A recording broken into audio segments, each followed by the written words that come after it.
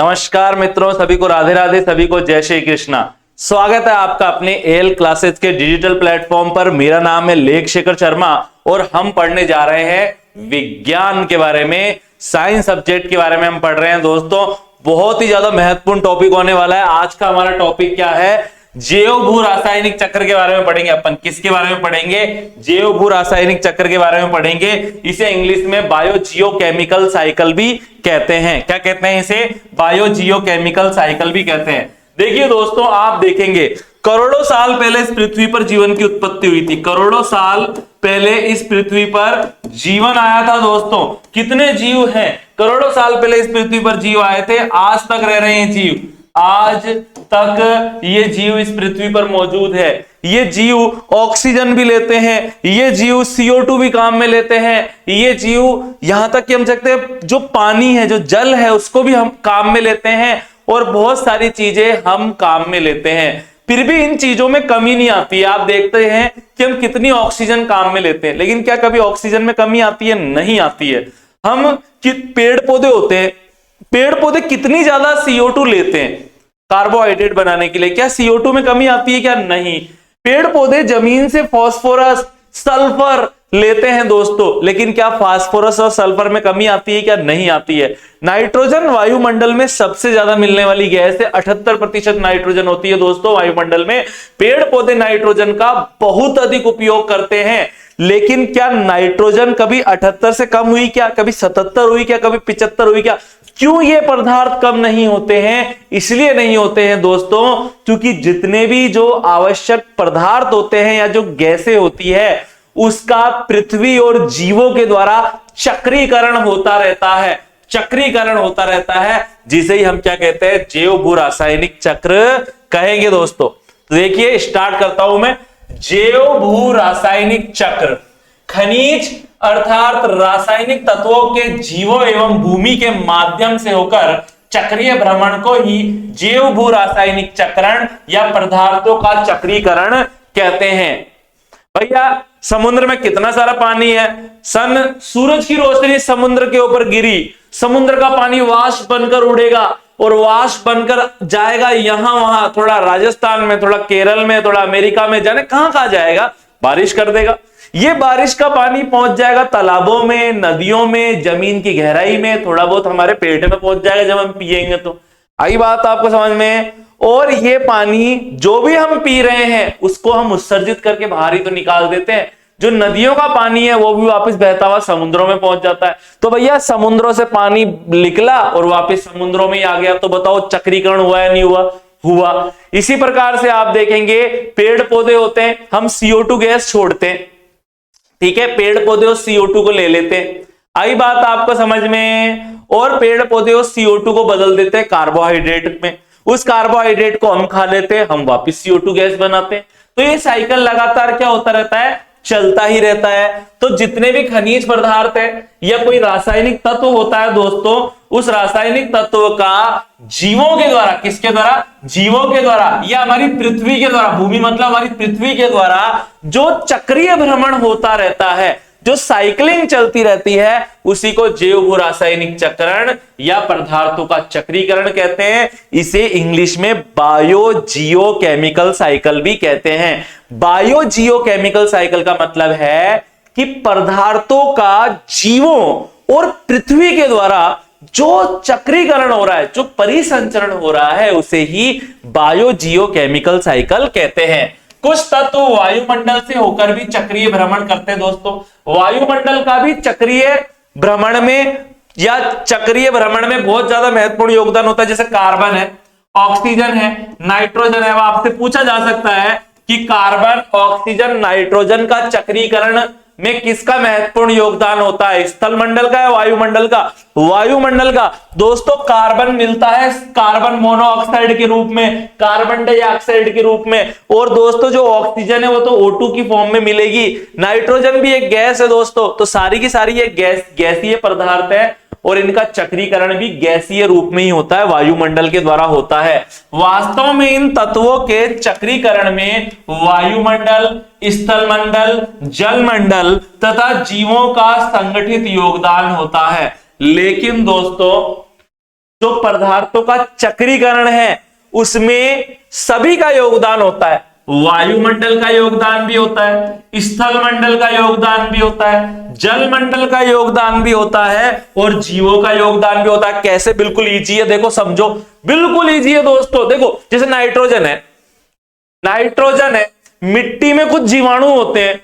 अब नाइट्रोजन है वायुमंडल में, जीवाणु है स्थल मंडल में। जीवाणु उस नाइट्रोजन को खींचते रहते हैं, ले भैया आजा, खींचते रहते हैं और नाइट्रोजन को बदल देते हैं यौगिकों में, मतलब गैस को किसी पदार्थ में बदल देते हैं। जीवाणु मिट्टी में पाए जाने वाले नाइट्रोजन को ग्रहण करके यौगिकों में बदल देते हैं। कौन कौन से यौगिक? जैसे अमोनिया हो गया, नाइट्रेट हो गया दोस्तों, ठीक है। ये अमोनिया और नाइट्रेट मिट्टी में इकट्ठे होते जाते हैं और जब बारिश होती है या जब मिट्टी में जब अपन सिंचाई करते हैं, पानी पिलाते हैं मिट्टी में, तो यह नाइट्रेट और अमोनिया पानी में घुल जाते हैं और जो जीव है यानी कि जो पेड़ पौधे हैं उस अमोनिया और नाइट्रेट को अवशोषित कर लेते हैं। पेड़ को कौन खाता है दोस्तों? जंतु खाते हैं। तो ये नाइट्रेट अमोनिया के रूप में जो नाइट्रोजन पेड़ों को मिली है, ये नाइट्रोजन पेड़ को खाने वाले जंतुओं में चली जाती है दोस्तों। और जब वो पेड़ या वो जंतु जब मर जाते हैं तो उनके शरीर में जो अमोनिया या जितने भी नाइट्रोजनी पदार्थ है उसको जीवाणु वापस नाइट्रोजन में तोड़कर वायुमंडल में मुक्त कर देते हैं। तो बताओ नाइट्रोजन के चक्रीकरण में वायुमंडल, स्थल मंडल, जल मंडल और जीवों का योगदान है या नहीं है? है, 100% है। खनिज तत्वों के चक्रीकरण को उनके भ्रमण पथ के अनुसार दो प्रकारों में बांटा गया है दोस्तों। मुख्यतया जो जैव भौगोलिक जो चक्र है, जो कौन सा चक्र है दोस्तों? जो जैव भू रासायनिक चक्र है, ये दो प्रकार का होता है। गैसीय प्रकार के चक्र होते हैं, तो कौन से होते हैं दोस्तों? गैसीय प्रकार के चक्र होते हैं। और दूसरे कौन से होते हैं? स्थलीय या अवसादी प्रकार के चक्र। अब गैसीय प्रकार के चक्र कैसे होते हैं दोस्तों? इन तत्वों का मुख्य स्रोत तथा जो भंडार है या जो संचयक कुंड है दोस्तों वो वायुमंडल होता है। जैसे कि कार्बन है, ऑक्सीजन है, नाइट्रोजन है। आपसे पूछा जा सकता है कि नाइट्रोजन में किस प्रकार का चक्र चलता है, तो भैया नाइट्रोजन का चक्र गैसीय प्रकार का है। कार्बन का और ऑक्सीजन का चक्र भी कैसा है दोस्तों? कार्बन और ऑक्सीजन का चक्र भी गैसीय प्रकार का चक्र है दोस्तों। कैसा चक्र है? गैसीय प्रकार का चक्र है। इधर आप देखिए ध्यानपूर्वक, गैसीय प्रकार का चक्र क्यों है? क्योंकि कार्बन, नाइट्रोजन, ऑक्सीजन का सबसे बड़ा जो भंडार है ना दोस्तों वो वायुमंडल में पाया जाता है।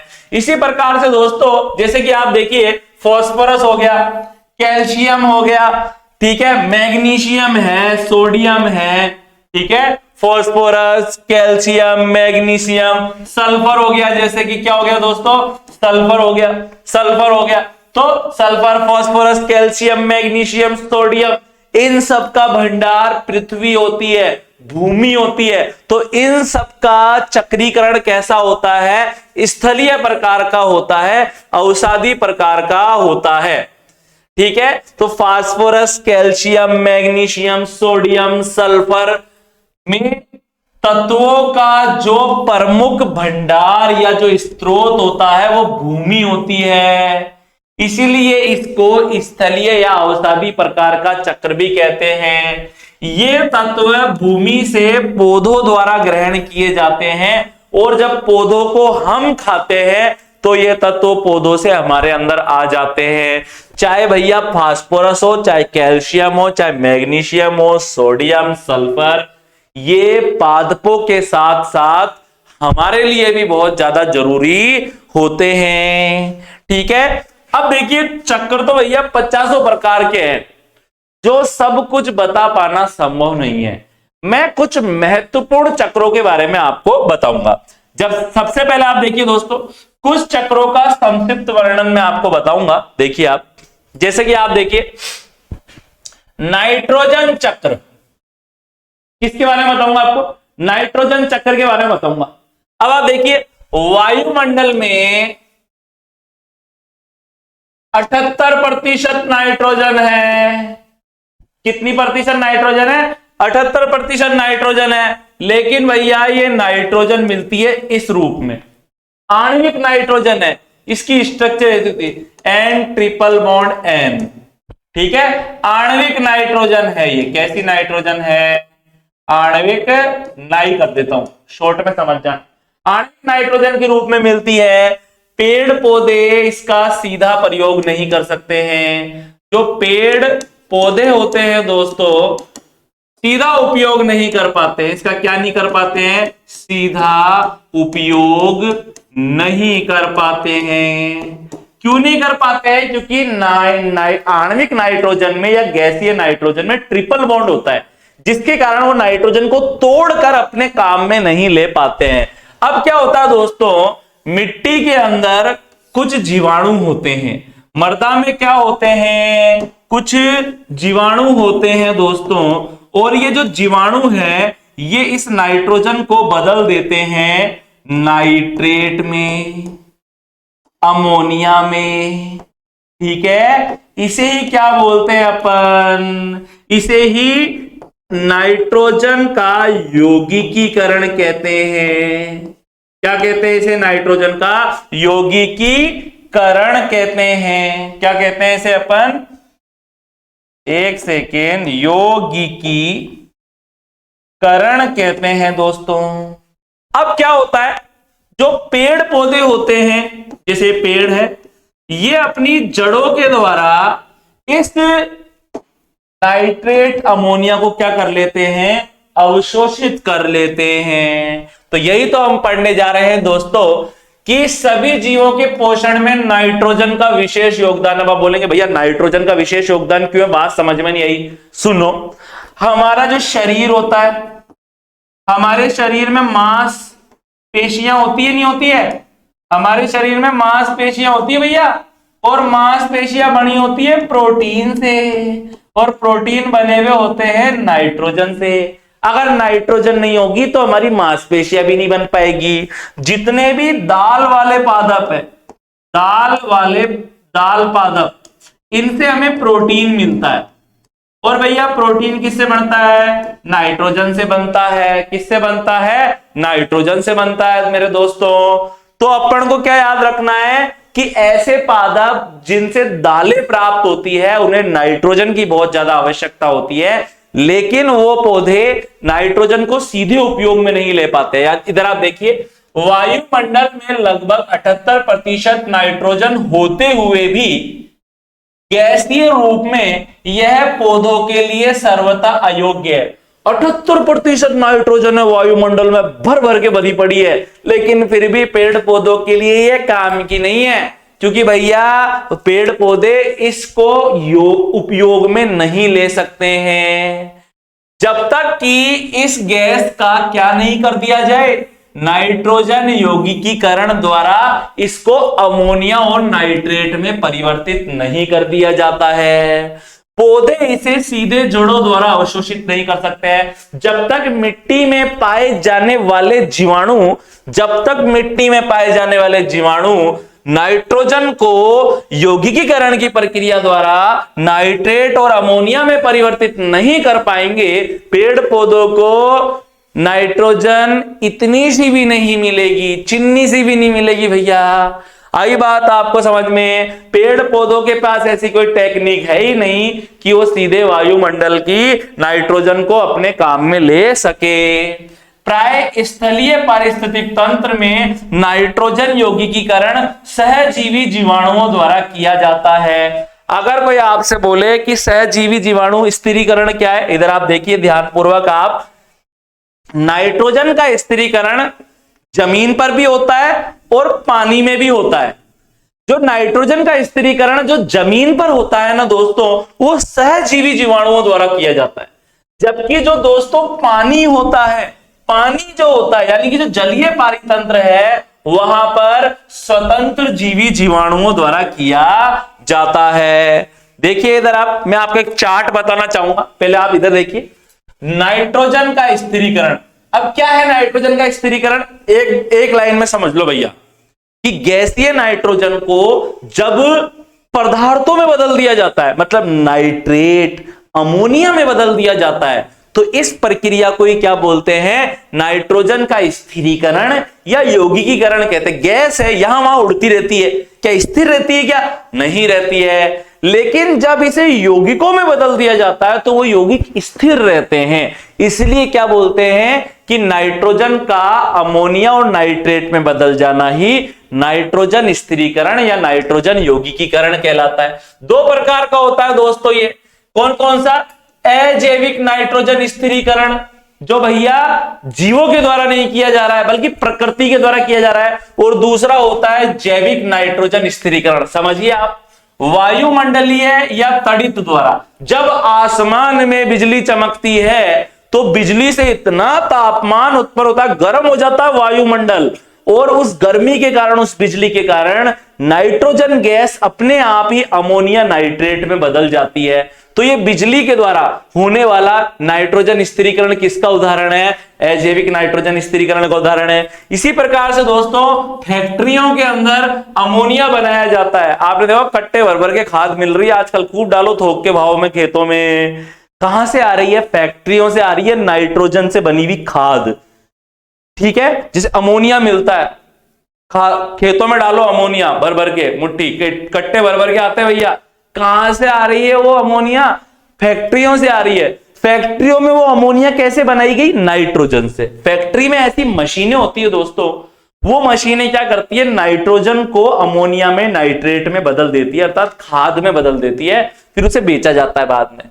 तो ये तो हो गया अजैविक नाइट्रोजन स्थिरीकरण, ठीक है। अब मैं किसके बारे में बताऊंगा? जैविक नाइट्रोजन स्थिरीकरण के बारे में। और मैंने आपको बताया था कि दो प्रकार के जीवाणु होते हैं, सहजीवी, स्वतंत्र जीवी जीवाणु। सहजीवी जीवाणु और स्वतंत्र जीवी जीवाणु जो नाइट्रोजन का स्थिरीकरण कर सकते हैं। सबसे पहले मैं आपको बताऊंगा सहजीवी जीवाणु जिनके द्वारा नाइट्रोजन स्थिरीकरण किया जाता है। अब समझना सहजीवी जीवाणु क्या होता है। इधर आप देखिए, कुछ पेड़ होते हैं, कुछ पेड़ होते हैं दोस्तों, ये पेड़ है। उन पेड़ों की जड़ों में मालूम है क्या होता है? कुछ ऐसे पेड़ होते हैं जिनकी जड़ों में है ना गांठें पाई जाती है। जड़ों में क्या पाई जाती है? गांठें पाई जाती है। और उन गांठों के अंदर कौन रहता है दोस्तों? राइजोबियम जीवाणु रहता है। राइजोबियम जीवाणु रहता है दोस्तों। कौन रहता है? राइजोबियम जीवाणु रहता है। और ये राइजोबियम जीवाणु, अब बताओ राइजोबियम जीवाणु कहां पर रह रहा है? पेड़ के अंदर रह रहा है, जड़ के अंदर गांठें हैं उसमें रह रहा है।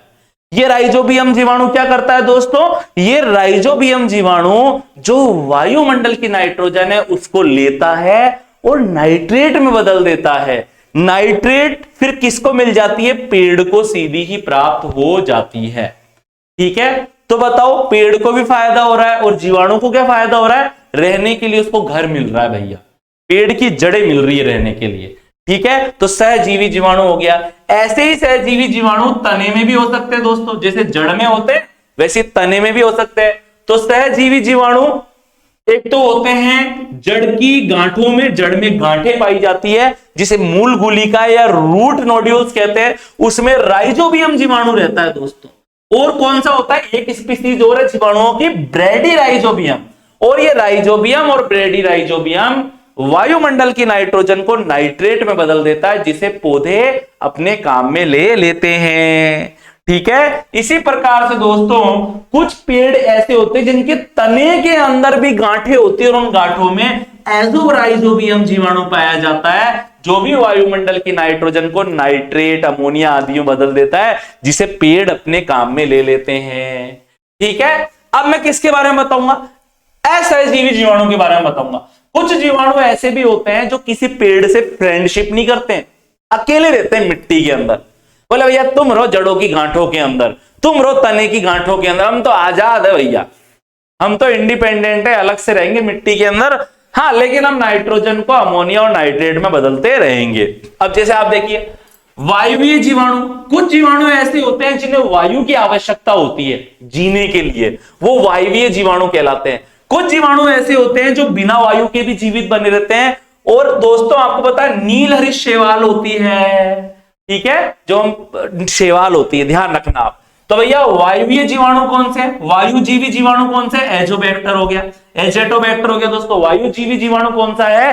एजेटोबैक्टर हो गया। इसी प्रकार से दोस्तों अवायवीय जीवाणु कौन हो गया? क्लोस्ट्रीडियम हो गया। इसी प्रकार से दोस्तों नील हरित शैवाल जैसे कि नॉनस्टॉक व एनाबीना। तो वायुजीवी जीवाणु एजेटोबैक्टर, अवायवीय जीवाणु क्लोस्ट्रीडियम, नील हरित शैवाल के दो उदाहरण नॉनस्टॉक एनाबीना। सभी के सभी वायुमंडलीय नाइट्रोजन का स्थिरीकरण करने वाले असहजीवी जीवाणु हैं। ठीक है, कुल मिलाकर बात यही है कि नाइट्रोजन का यौगिकीकरण या स्थिरीकरण हो रहा है अमोनिया और नाइट्रेट में। यह अमोनिया और नाइट्रेट पेड़ पौधों को मिलती है।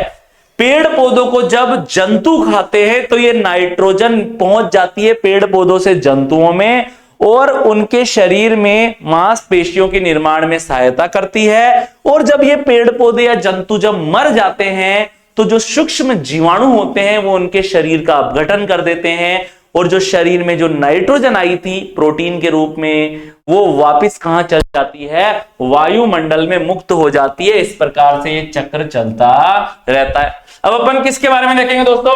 फास्फोरस चक्र के बारे में देखेंगे। किसके बारे में देखेंगे? फास्फोरस चक्र के बारे में देखेंगे। बहुत महत्वपूर्ण है दोस्तों फास्फोरस। यहां पर आप देखेंगे, यहां पर आप देखिए फास्फोरस, ठीक है। फास्फोरस विभिन्न सेलों के अपर्दन द्वारा मृदा में एकत्र होता जाता है, जहां से अकार्बनिक फास्फेट के रूप में पौधों व प्राणियों के शरीर में उपापचयित होकर इन जीवों की मृत्यु उपरांत सूक्ष्म जीवों की अपघटन और खनिजीकरण की क्रियाओं द्वारा कार्बनिक से अकार्बनिक फास्फेट में परिवर्तित होकर पुनः मृदा में पौधों के लिए प्राप्त हो जाता है। यहां पर आप देखिए दोस्तों चट्टानें होती है, चट्टानें होती है, क्या होती है? चट्टानें होती है दोस्तों, और चट्टानों के अंदर फास्फोरस बंधा रहता है। चट्टानों में क्या पाया जाता है? काला काला क्या पाया जा रहा है? फास्फोरस पाया जाता है। जब चट्टानें टूटती है, टूट जाती है, पिस जाती है, धीरे धीरे लाखों करोड़ों साल में चट्टानें टूटती ही है दोस्तों, ठीक है। कोई भी पहाड़ जो बहुत लंबा है वो करोड़ों सालों में टूट टूट कर छोटा हो जाता है दोस्तों। तो चट्टानों में फास्फोरस पाया जा रहा है दोस्तों, और फास्फोरस जब चट्टानें टूटती है तो ये फास्फोरस फ्री हो जाता है, ठीक है, मृदा में मिल जाता है दोस्तों। ये फास्फोरस कहां मिल जाता है? मृदा में मिल जाता है दोस्तों। और मृदा से इस फास्फोरस को दोस्तों, इधर आप देखिए ध्यानपूर्वक, ये जो फास्फोरस है ये अकार्बनिक फॉस्फेट के रूप में होता है। अकार्बनिक फॉस्फेट के रूप में होता है दोस्तों। किसके रूप में होता है? अकार्बनिक फॉस्फेट के रूप में होता है। इस अकार्बनिक फॉस्फेट को पादप क्या कर लेते हैं? जमीन से अपनी जड़ों के द्वारा क्या कर लेते हैं? अब सुनो आप, जैसे ही खेत में पानी आया या बारिश हुई, जैसे ही किसान भाई ने पानी पिलाया, मिट्टी में जो भी फास्फोरस था वो पेड़ के द्वारा अवशोषित हो जाएगा। वो जो फास्फोरस जो मिट्टी में पाया जा रहा है पानी में घुल जाएगा, और जब पेड़ पौधे जड़ों के द्वारा जल को अवशोषित करेंगे तो जल में घुला हुआ वो फास्फोरस भी पेड़ पौधों के अंदर आ जाएगा दोस्तों, ठीक है। तो चट्टानों में फास्फोरस पाया जा रहा है। जब चट्टानें टूट जाती है फास्फोरस मिट्टी में मिल जाता है, मिट्टी में आ जाता है, रिलीज हो जाता है, फ्री हो जाता है। ये अकार्बनिक फास्फेट के रूप में होता है दोस्तों फास्फोरस। इस अकार्बनिक फास्फेट को पादप अवशोषित कर लेते हैं दोस्तों। क्या कर लेते हैं? अवशोषित कर लेते हैं दोस्तों।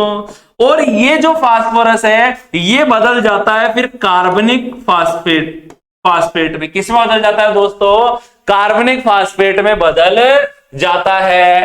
कार्बनिक फास्फेट में बदल जाता है दोस्तों। किस में बदल जाता है? कार्बनिक फास्फेट में बदल जाता है। और जब जीवों की मृत्यु होती है, जीवों की क्या होती है? मृत्यु होती है, तो भैया ये अकार्बनिक जो कार्बनिक फास्फेट है ये वापस अकार्बनिक फास्फेट में बदल जाता है। अकार्बनिक फास्फेट में क्या हो जाता है? बदल जाता है।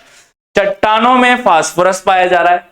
चट्टानें जब अपघटित होती है, टूटती है, तो ये फास्फोरस मिट्टी में मिलता रहता है।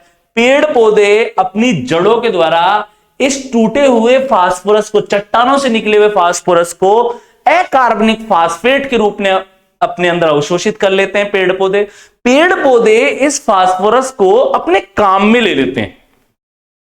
कुछ अणु बना लेते हैं इसका उपयोग करके, जैसे एटीपी बन गया। ठीक है, अब ये अणु कार्बनिक होते हैं, तो अपन क्या बोल सकते हैं कि जो ये फास्फेट है वो कार्बनिक फास्फेट के रूप में रहती है जीवों के अंदर। जब जीव मर जाते हैं, जंतु मर जाते हैं, तो ये अकार्बनिक जो फॉस्फेट है दोस्तों, इसको मिट्टी में पाए जाने वाले कौन से जीवाणु, फॉस्फेटीकरण जीवाणुओं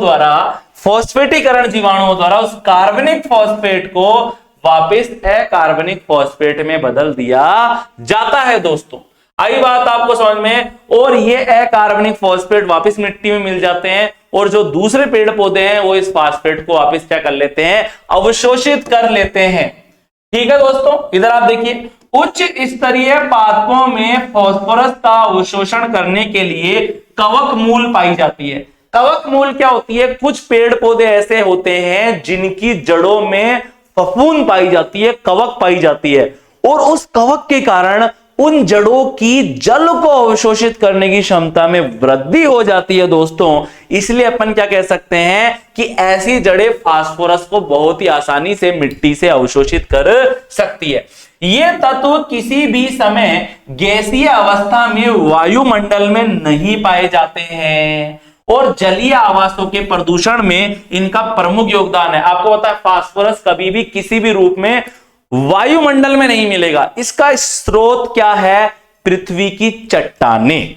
पृथ्वी की चट्टानें जब टूटती है तो ये फास्फोरस मिट्टी में आता रहता है, पेड़ पौधे इसे अवशोषित करते रहते हैं, और पेड़ पौधों को जब हम खाते हैं तो वो फास्फोरस पेड़ पौधों से हमारे अंदर आ जाता है, जंतुओं में आ जाता है। जब पेड़ पौधे और जंतु मर जाते हैं तो कुछ जीवाणु उनके शरीर को अपघटित कर देते हैं, जिसके कारण जो कार्बनिक जो फास्फेट या फास्फोरस है वापस अकार्बनिक फास्फेट में बदलकर मिट्टी में मिल जाता है, और जो पेड़ पौधे हैं वो अवशोषित होता रहता है। पेड़ पौधों इसे काम में ले सकते हैं वापस। ठीक है, ये वाली बात आ गई आपको समझ में। आपको पता है फास्फोरस जलीय प्रदूषण का बहुत महत्वपूर्ण योगदान है दोस्तों। अब इधर आप देखिए ध्यानपूर्वक, फास्फोरस जीवों की कोशिकीय ऊर्जा संबंधी क्रियाओं में एटीपी के रूप में अत्यंत महत्वपूर्ण है तथा जीव द्रव्य का एक आवश्यक घटक है। जो ये फास्फोरस होता है दोस्तों, ये हमारे अंदर एक अणु होता है, ऊर्जा का अणु, जिसे बोलते हैं एटीपी, एडिनोसिन ट्राइफॉस्फेट। एटीपी के अंदर दोस्तों एडिनोसिन ट्राइफॉस्फेट, क्या नाम है इसका, एडिनोसिन ट्राइफॉस्फेट। एटीपी के निर्माण में फास्फोरस बहुत महत्वपूर्ण भूमिका का योगदान देता है दोस्तों। अगर एटीपी नहीं होगी ना तो शरीर काम करना बंद कर देगा। एटीपी हमारे अंदर बनने वाले ऊर्जा के अणु है दोस्तों। इसी प्रकार से दोस्तों आपको पता है जो हमारे अंदर कोशिकाओं के अंदर जो कोशिका द्रव्य होता है उसे जीव द्रव्य भी कह सकते हैं। जीव द्रव्य का बहुत महत्वपूर्ण घटक क्या है दोस्तों, फास्फोरस है। यहां तक कि हड्डियों तथा दांतों का प्रमुख अवयव भी फास्फोरस है। अगर शरीर में फास्फोरस की कमी हो जाए तो हड्डियां और दांत गलने लग जाएंगे, कमजोर हो जाएंगे, और ये टूट भी सकते हैं दोस्तों। इधर आप देखिए ध्यानपूर्वक, अब मैंने थोड़ी देर पहले आपको क्या बोला कि चट्टानों में फास्फोरस होता है। जब चट्टानें टूटती है तो फास्फोरस चट्टानों से निकलकर मिट्टी में मिलता रहता है। लेकिन जब कभी कभी बारिश आती है दोस्तों तो ये मिट्टी का जो फास्फोरस है ये बहता हुआ नदियों में, समुद्रों में पहुंच जाता है। आगे देखिए आप, फास्फोरस, कैल्शियम इत्यादि कुछ तत्वों की बड़ी मात्रा जल के साथ में बहकर समुद्र के गर्भ में पहुंच जाती है, समुद्र की गहराई में पहुंचती रहती है दोस्तों।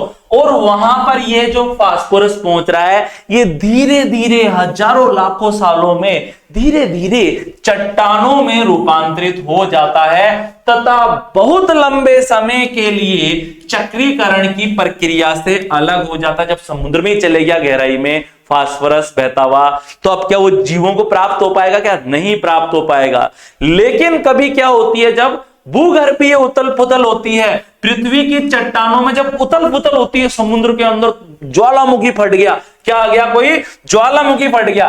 ठीक है दोस्तों, देखो ये क्या बोल रहा है, पृथ्वी की भूगर्भीय उथल पुथल के कारण जब चट्टानें, जीवाश्म, ज्वालामुखी खुल जाते हैं, जब भूगर्भ के अंदर उथल पुथल हुई, ज्वालामुखी फट गया कोई समुद्र में, तो जो ये फास्फोरस की चट्टानें हैं ये वापस टूट जाती है और वापस कहां मिल जाती है दोस्तों? मृदा में मिल जाती है और पौधों को उपलब्ध होती रहती है। तो ये क्या था दोस्तों? ये था हमारा फास्फोरस साइकिल दोस्तों। अब अपन किसके बारे में देखेंगे? सल्फर या गंधक साइकिल के बारे में देखेंगे दोस्तों। किसके बारे में देखेंगे? सल्फर या गंधक साइकिल के बारे में देखेंगे। सल्फर का जो प्रतीक होता है दोस्तों वो क्या होता है? एस होता है दोस्तों। सल्फर को अपन गंधक भी कहते हैं। देखिए, गंधक का जो भंडार है वो मुख्यतया ठोस रूप में पृथ्वी के अंदर रहता है। भैया जो सल्फर है ना, सल्फर ठोस रूप में कहां मिलेगा आपको? पृथ्वी के अंदर मिलेगा, वायुमंडल में नहीं मिलेगा। कहां मिलेगा? पृथ्वी के अंदर मिलेगा दोस्तों।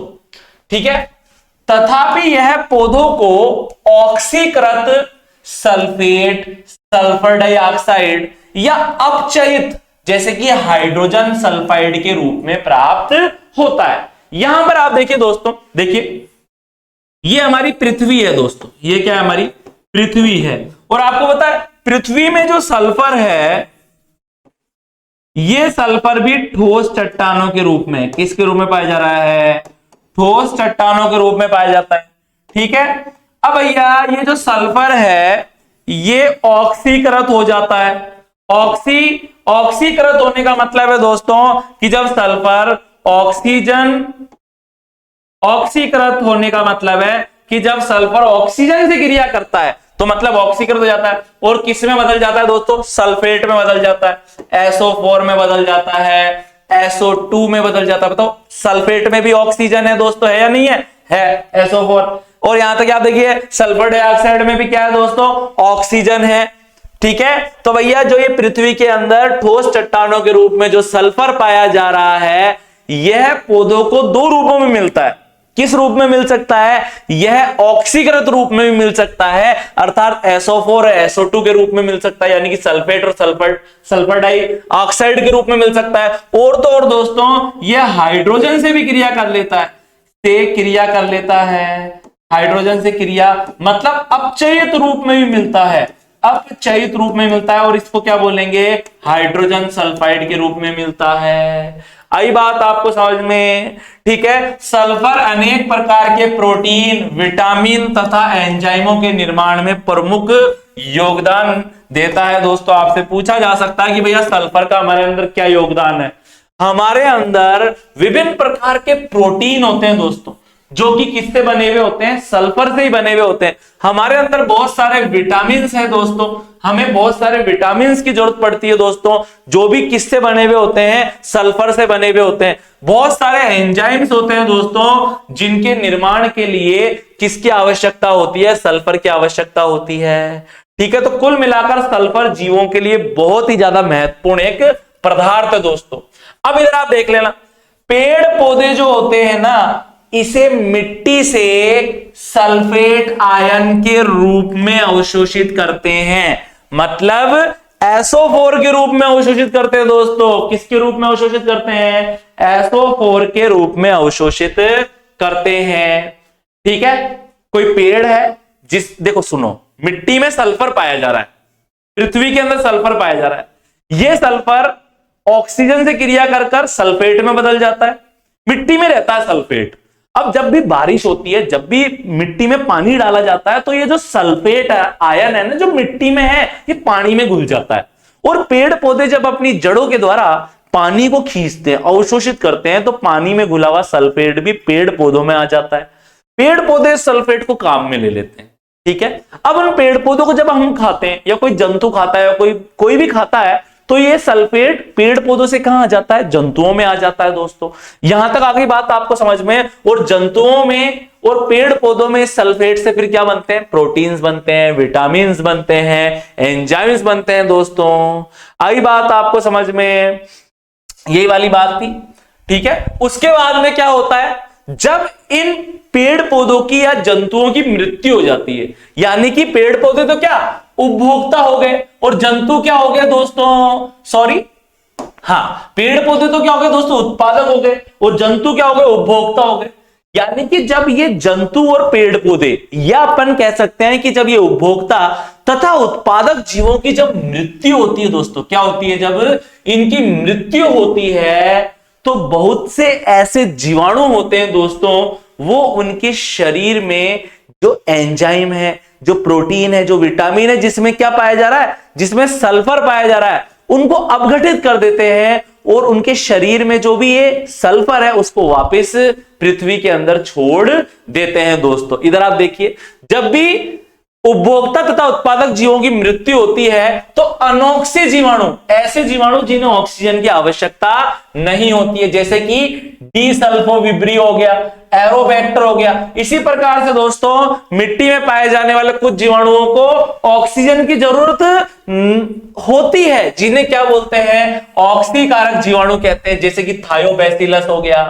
ठीक है, अब भैया मिट्टी में पाए जाने वाले अनोक्सी जीवाणु जैसे कि डीसल्फोविब्रियो, एरोबैक्टर, तथा मिट्टी में पाए जाने वाले ऐसे जीवाणु जिन्हें किसकी जरूरत होती है दोस्तों, जिन्हें ऑक्सीजन की जरूरत होती है, जैसे कि थायोबैसिलस, ये क्या करते हैं, पेड़ पौधों और जंतुओं के शरीर के अंदर जो कार्बनिक सल्फर पाया जा रहा है, जो कार्बनिक सल्फर से बने हुए जो यौगिक पाए जा रहे हैं, उसको अपघटित कर देते हैं, किसमें, वापस हाइड्रोजन सल्फाइड में बदल देते हैं दोस्तों।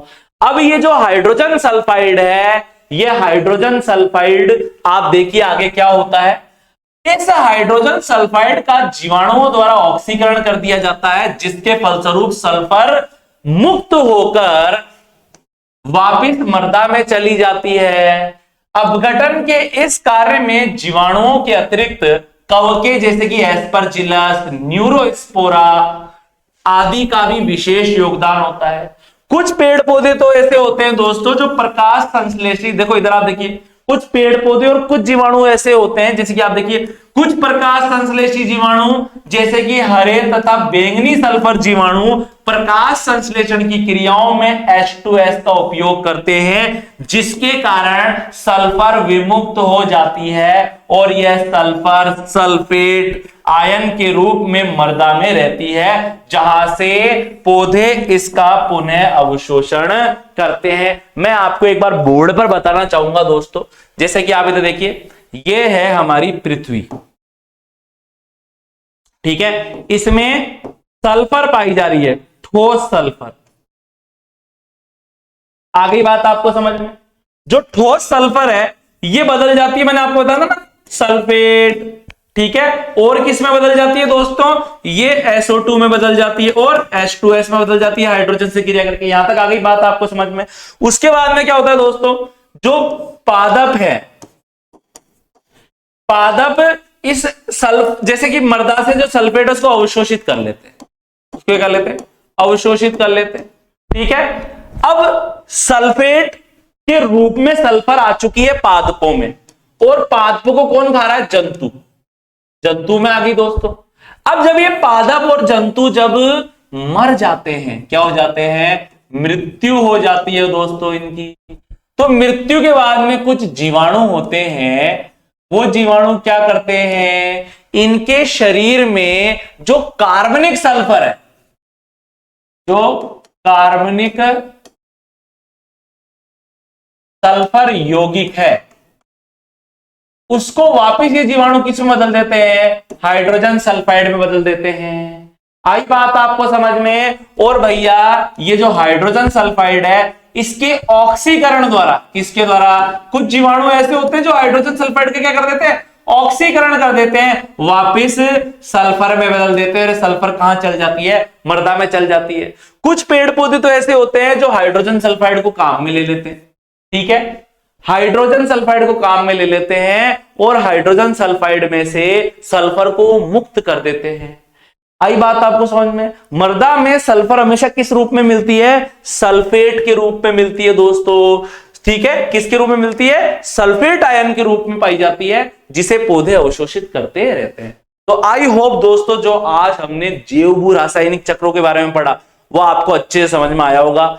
आप इस वीडियो को कम से कम 2 बार अच्छे से देखना और नोट्स बनाना दोस्तों, आप सभी को बहुत अच्छा समझ में आएगा। आप सभी अपना ख्याल रखना। सभी को राधे राधे, सभी को जय श्री कृष्णा दोस्तों।